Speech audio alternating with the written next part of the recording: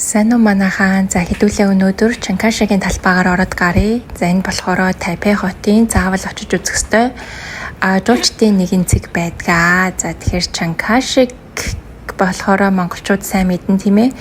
Монголчуудын тусгаар тогтнолыг хүлээн зөвшөөрдгөө эсэргүүцдэг байсан гэдгээр нь одоо тийм таатай ханддаггүй. Дээрэс нь Тайвань улсын анхны ерөнхийлөгч тэгээд Тайваныг бол нэлээд дарангууллын хэлбэртэйгээр захирдаг байсан гэдэг утгаар нь Тайваньчууд өөрсдөө ч гэсэн тийм дуртай байдгүй юм байлээ. За тэгээд намайг очиход 6 цаг гээд хаадаг учраас ингээд хаалх нь хаагдаж байсан.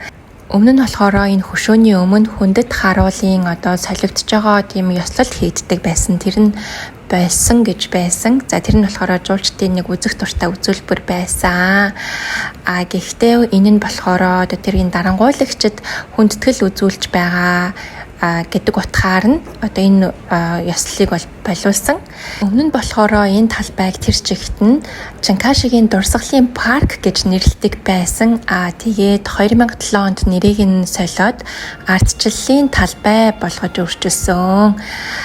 За тэгэхээр ерөнхийдөө бол энэ Чанкашигийн нэрээр нэрлэгдсэн бүхнийг ерөнхийдөө нэрийг нь солих иймэрхүү бодлого үйл ажиллагаа баг багаар явагдаж байгаа. За энэ хүний нэрээр нэрлэгдсэн маш олон сургууль цэцэрлэг гудамж талбай гэж байдаг.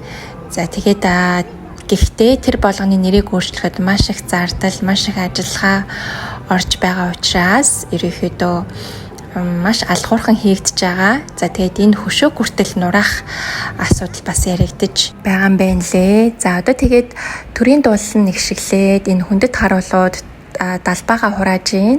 За талбайгаа буулгаж ирээд нуглаад, эвхээд за тэгээд мушгаад яг мушигч байгаа юм шиг ийм үйлдэл хийгээд ингээд хураад юм байна лээ. За тэгээд энэ далбай нь болохоор юм 3 өнгнөөс бүрддэг.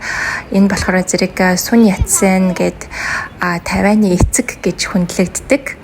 За одоо түүний одоо үзэл санаа, намынх нь одоо бодлого, үзэл санаа нь шингэсэн одоо энэ далбай байдаг гэсэн. Сун Яцен Чанкаши хоёр хэдийгээр ойр дотн байсан боловч үзэл санаагаараа тэс өөр хүмүүс байсан гэдэг. За тэгээд Сун Яцений дурсгалын талбай бас холгүй байдаг. Дараа хэдүүлээ тэр талбайгаар бас ороод гарыг. За тэгээд үргэлжлүүлээд энд бас залуучууд тоглолтод бэлдээ төгжим тоглоод. За би тэгээд энэ үнгүй тоглолтыг нь сайхан үзэж сууж байгаад тэгээд гэрлүүгээ харьсан.